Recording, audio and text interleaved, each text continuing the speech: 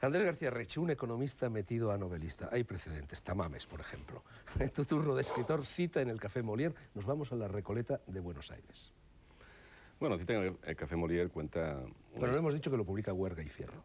Adelante. Una historia imposible de amor, digamos, en la que un escritor relata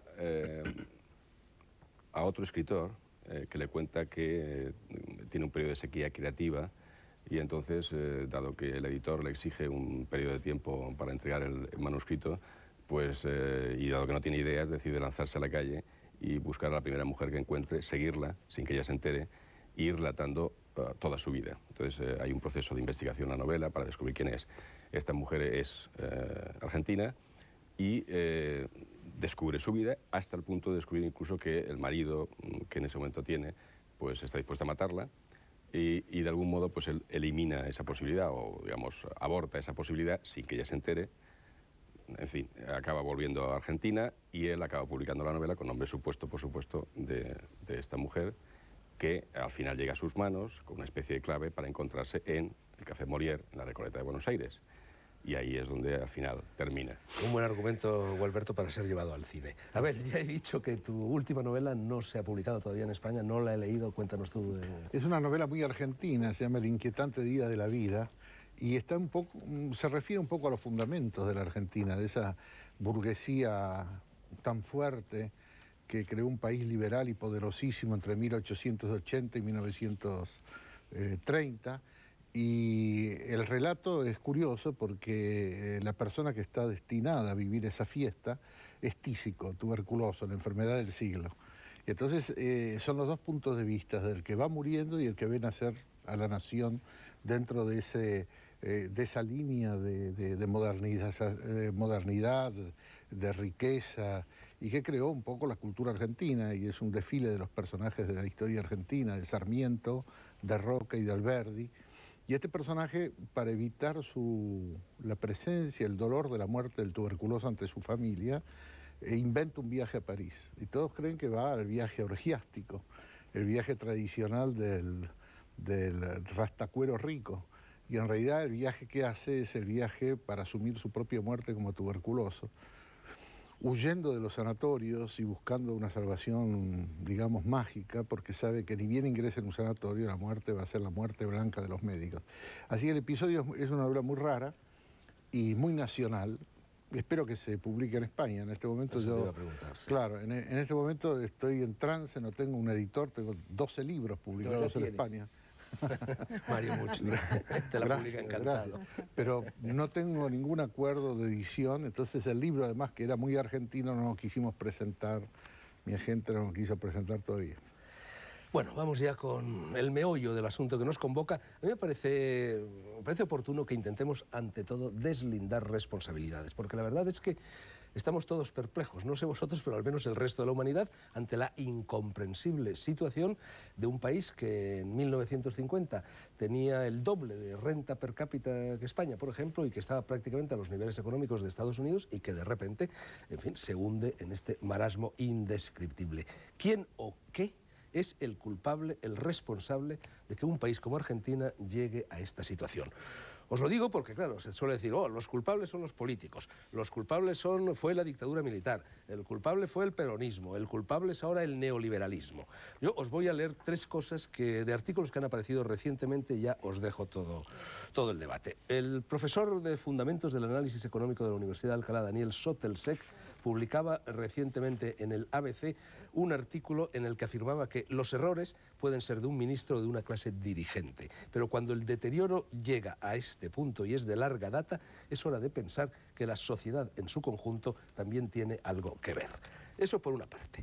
Por otra, ayer me refiero a la fecha de grabación de este programa, Abel Pose publicaba en El Mundo un artículo muy divertido, como casi todos los suyos, que se llamaba Gloria y miseria de la metafísica bancaria, y en el cual, entre saco 3 o 4 frases, Abel, comienzas diciendo: Argentina es el país que en forma fascinante, aunque harto peligrosa, ha sustituido esa vulgaridad del sentido común por la metafísica.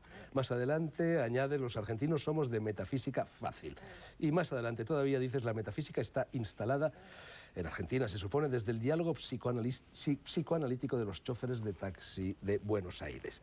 Y José Luis Martín Prieto, también de una serie de artículos publicada a cuento de todo esto en El Mundo, con ese título genérico del hundimiento de una nación, titulaba uno de sus artículos Buenos Aires en el diván del psicoanalista, e incluso llegaba a hablar, referido más bien a los radicales, no al conjunto de la sociedad argentina, de la posibilidad de que existiera allí una especie de gen de la gobernabilidad, o de lo contrario más bien, de gen de la ingobernabilidad. Entre la metafísica, entre el diván del psicoanalista, entre los genes de la ingobernabilidad, entre todo esto, ¿quién tiene la culpa de lo que está pasando en Argentina? Supongo que mucha gente. Abel. Culpa, qué palabra. Bueno, responsabilidad. En todo caso, sí, puede ser. Es una larga historia de un país complejísimo. Argentina es un país muy extraño desde sus orígenes, su opción cultural, y probablemente tenga, como dijo ahí Prieto, un problema psicoanalítico, un problema de cultura, un problema profundo que determina más que la política y la economía. Como todo se interpreta a través de la política y de la economía, puede ser que haya quedado olvidado este problema típico de los argentinos.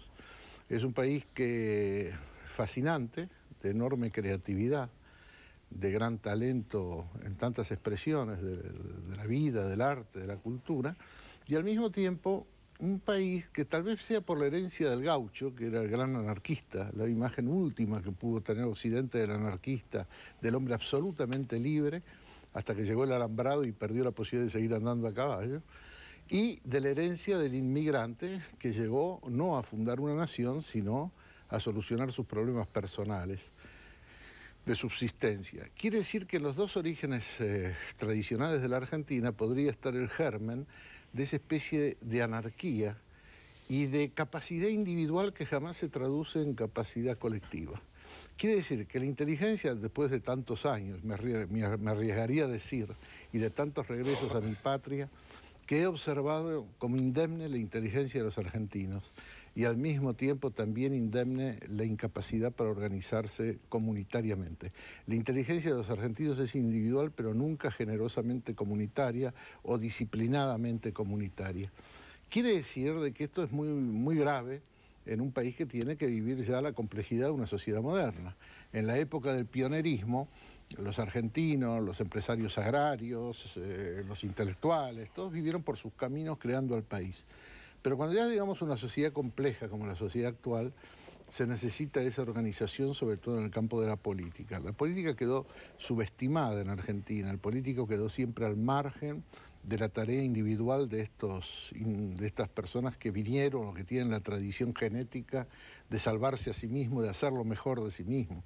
Los escritores argentinos son todos autodidactas, jamás la universidad. En general en muchas partes pasa, pero en Argentina se nota especialmente ese esfuerzo de creatividad solitario en la gente.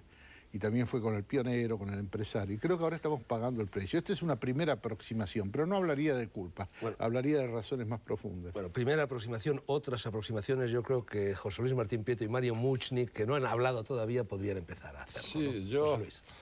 Gaucho viene de una palabra quechua, corrompida, que da en gaucho, y significa hijo sin padre.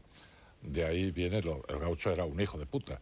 Era así considerado por la población blanca argentina y fue corrido a los tiros por el sur hasta que se integró, hasta que desapareció. Como ha dicho el embajador perfectamente, los problemas de Argentina empiezan en los años 30 con el derrocamiento del presidente radical Hipólito Solari Yrigoyen y arrastran hasta nuestros días una lentísima decadencia. Durante esa lentísima, prácticamente durante un siglo, con lo que ya llevamos en Argentina se han acumulado como estratos, capas de corrupción que han afectado absolutamente a todo el país. Es decir, el problema de Argentina ya es moral porque la corrupción está en las Fuerzas Armadas, la corrupción está en la Iglesia Católica, que se mojó con la dictadura militar y que la apoyó, la corrupción está en la clase intelectual. Recientemente leía unas declaraciones elogiosas al teniente general Videla hechas en su día por el autor por el presidente de la Comisión Nacional de Defensa, por Ernesto Sábato, que luego presidió la Comisión Nacional sobre los desaparecidos, el informe Sábato, el informe Nunca Más, palabras incluso elogiosas sobre Jorge Rafael Videla. Y unos sindicatos absolutamente atrasados en el tiempo, sindicatos peronistas, atorrantes, absolutamente corruptos económicamente, divididos entre sí.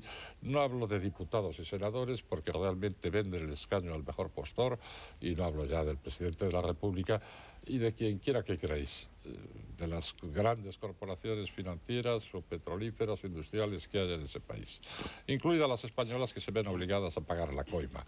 En definitiva, creo que la coima en Argentina ya supera con creces a lo que es la mordida en México. Creo que el nivel de corrupción en Argentina en estos momentos ha superado a todo lo que se puede encontrar en algún país latinoamericano de sus dimensiones. Eso ha provocado una crisis moral y, por supuesto, situaciones. Yo compararía el hecho de la corrupción con situaciones absolutamente surrealistas, porque es que la corrupción provoca esas situaciones surrealistas. Yo quisiera que un profesor de economía me explicara si recuerda que en algún lugar del mundo, incluso bajo economía de guerra, se hayan metido en un corralito los fondos o las cuentas corrientes de los ciudadanos, porque yo creo que bajo la Alemania nazi en 1940, o en Italia o en Estados Unidos en los años peores de la guerra, los ciudadanos entraban y retiraban sus pequeños ahorros de los bancos sin que hubiera mayor problema. Este delirio del exministro de Economía de Caballo solo se puede dar en ciertas condiciones, que son corrupción más surrealismo. Andrés.